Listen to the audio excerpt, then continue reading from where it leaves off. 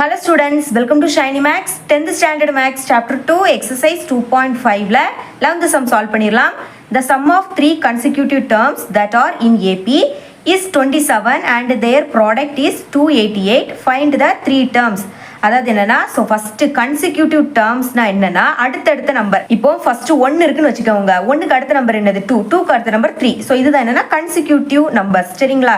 So இங்க என்ன கொடுத்துருக்காங்கன்னா 3 கன்சிக்யூட்டிவ் டேர்ம்ஸ். ஓகேங்களா? இந்த கொஸ்டின்ல அந்த 3 கன்சிக்யூட்டிவ் டேர்ம்ஸை தான் ஃபைண்ட் பண்ண கேட்குறாங்க. சரிங்களா? ஸோ அதுக்கான கண்டிஷன் இருக்கு.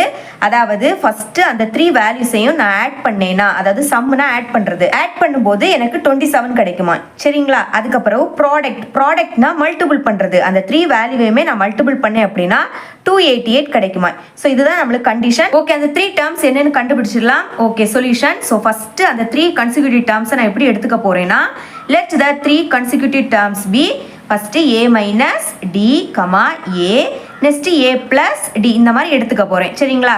ஸோ இப்போ நம்மளுக்கு ஏயோட வேல்யூவும் டியோட வேல்யூவும் தெரிஞ்சு அப்படின்னா இதுல சப்ஸ்டிட் பண்ணோம்னா நம்ம ஈஸியா அந்த வேல்யூவை கண்டுபிடிச்சிடலாம். ஓகேங்களா? ஸோ ஃபர்ஸ்ட் சம் அப்போ ஆட் பண்ணலாம். ஆட் பண்ணும்போது நம்மளுக்கு 27 கிடைக்குமா? ஓகேங்களா?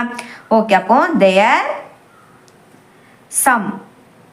ஓகே, ஆட் பண்ணலாம். a minus d plus a plus A plus D. அதாவது நம்ம ஆட் பண்ணுறோம், சம்முனா ஆட் பண்ணுறது, அதனால தான் நம்ம இங்கே ப்ளஸ் சிம்பிள் போட்டிருக்கோம். சரிங்களா? ஸோ நம்மளுக்கு இப்போ ஆட் பண்ணும்போது 27 கிடைக்கும்.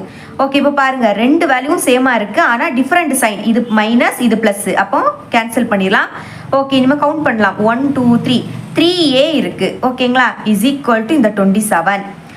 ஓகே, நம்மளுக்கு இப்போ ஏயோட வேல்யூ தான் தேவை, அதனால் ஏ மட்டும் இங்கே வச்சுக்கலாம். இங்கே 27 இருக்குது. இங்கே இந்த 3 வந்து மல்டிபிளில் இருக்குது. ஓகேங்களா? அப்போ ஈக்குவலுக்கு அந்த பக்கம் போச்சுன்னா டிவிஷனாக மாறிடும். அப் டிவைடட் பை 3. ஓகே, கேன்சல் பண்ணிடலாம். 3 டேபிளுக்கு போகும். 1 3s are 3, 9 3s are 27. அப்போ ஏயோட வேல்யூவை கண்டுபிடிச்சிட்டோம். ஓகே, இனிமே தேர் ப்ராடக்ட், அதாவது அந்த 3 மல்டிபிள் பண்ணும்போது நம்மளுக்கு 288 கிடைக்கும். ஓகேங்களா? ஸோ இதை யூஸ் பண்ணி நம்ம டியோட வேல்யூவை கண்டுபிடிச்சிடலாம். ஓகே, அப்போ their product. Okay, a minus D multiple, அதனால நம்ம ப்ராக்கெட் போட்டுருக்கலாம். a இனிமேல் a plus D. Okay, so இதை சால்வ் பண்ணும்போது நம்மளுக்கு என்ன கிடைக்கும்? 288 கிடைக்கும்னு கொடுத்துட்டாங்க. ஓகே, இங்கே பாருங்க a மைனஸ் டி, இது வந்து a பிளஸ் டி. ஸோ இது வந்து எந்த ஃபார்முலாவோட ஃபார்மெட்டில் இருக்குன்னா a square minus b square is equal to a plus b into A minus B. Same அதே ஃபார்மெட்டில் தான் இருக்குது. பார்த்தீங்களா? ஸோ ஏ இருக்கக்கூடிய பிளேஸில் ஏ தான் இருக்குது, ஆனால் பி இருக்கக்கூடிய பிளேஸில் இங்கே டி இருக்குது. ஸோ அவ்வளோதான் இங்கே டிஃப்ரென்ஸ். அப்போது ஸோ இந்த மாதிரி இருக்கக்கூடிய டேர்மை நம்ம இப்படி சேஞ்ச் பண்ண போகிறோம். ஆனால் பி இருக்கக்கூடிய பிளேஸில் இங்கே நம்மளுக்கு டி இருக்குது. ஓகேங்களா? அப்போ பி இருக்கக்கூடிய பிளேஸில் இங்கே டின்னு நம்ம சப்ஸ்டியூட் பண்ணணும். அப்போ A square minus D square. Okay, ப்ராக்கெட்டை போட்டுருங்க. நெக்ஸ்ட்டு இந்த A is equal to 288. Okay, நம்மளுக்கு ஏயோட வேல்யூ தெரியும், அதை சப்ஸ்டியூட் பண்ணிடலாம். அப்போ ஏ ஸ்கொயர்னா ஏயோட பிளேஸில் 9, அடுத்த அந்த square, next minus D square. Okay, திரும்பவும் ஏயோட பிளேஸில் 9 சப்ஸ்டியூட் பண்ணிடலாம். 288. ஓகே, ஸோ நெக்ஸ்ட்டு 9 ஸ்கொயரோட வேல்யூ என்னது? 81 மைனஸ் டி ஸ்கொயர். ஸோ இப்போ பாருங்கள் இந்த 9 வந்து இங்கே மல்டிபிளில் இருக்குது. அப்போ ஈக்குவலுக்கு அந்த பக்கம் போச்சுன்னா டிவிஷனாக மாறிடும். ஆல்ரெடி இங்கே 288 இருக்குது. இந்த 9 ஈக்குவலுக்கு இந்த பக்கம் வந்துன்னா டிவைடட் பை 9 மாறிடும். சரிங்களா? இப்போ கேன்சல் பண்ணிடலாம். 9 டேபிள் கட் ஆகும். 1 9s are 9, 3 9s are 27. அப்போ பேலன்ஸ் 1. இனிமேல் 2 9s are 18. ஓகேங்களா? ஸோ அப்போ எழுதிக்கலாம் 81 மைனஸ் டி ஸ்கொயர். இங்கே இனிமேல் என்னது இருக்கும்? 32 மட்டும் இருக்கும். 32. ஓகே, நம்மளுக்கு டியோட வேல்யூ தான் தேவை இல்லையா? அப்போ மைனஸ் டி ஸ்கொயரை மட்டும் இங்கே வச்சுக்கலாம். இந்த 81 ஈக்குவலுக்கு அந்த பக்கம் கொண்டு போயிடலாம். சரிங்களா? அப்போ minus D square is equal to இங்கே ஆல்ரெடி 32 இருக்குது. இங்கே இருக்கக்கூடிய ப்ளஸ் 81 ஈக்குவலுக்கு அந்த பக்கம் போச்சுன்னா மைனஸ் 81. ஓகே, அதே ஸ்டெப்பை இங்கே இன்னொரு கூட எழுதிக்கிட்டேன். இனிமேல் மைனஸ் டி ஸ்கொயர். ஸோ இப்போ பாருங்கள் இது ப்ளஸ் சிம்பிள், இது மைனஸ் சிம்பிள், டிஃப்ரெண்ட் சைனில் இருக்குது. அப்போ மைனஸ் பண்ணி பெரிய நம்பரோட சிம்பிள் போடணும். அப்போ 81லேருந்து 32 மைனஸ் பண்ணலாம். இது 11 ஆகும், இது 7 ஆயிரும். சரிங்களா? 11லேருந்து 2 மைனஸ் பண்ணால் 9, 7லேருந்து 3 மைனஸ் பண்ணால் 4. அப்போ 49.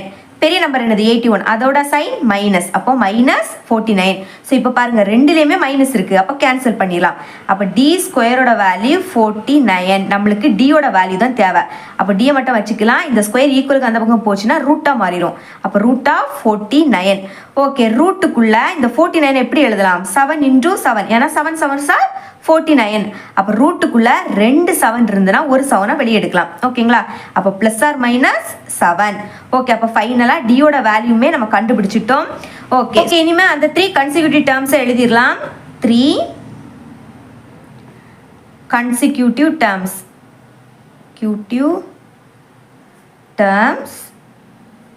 are, so first நம்ம என்ன எழுதியிருந்தோம், a minus d, a plus d, இந்த மாதிரி தான் நம்ம எழுதியிருந்தோம். சரிங்களா?